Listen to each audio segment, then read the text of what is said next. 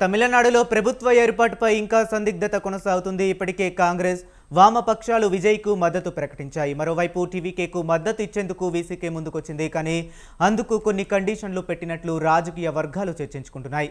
VCK చీఫ్కు deputy సీఎంతో పాటు మంత్రుల పదవులు ఇవ్వాలని డిమాండ్ చేసినట్లు తెలుస్తుంది.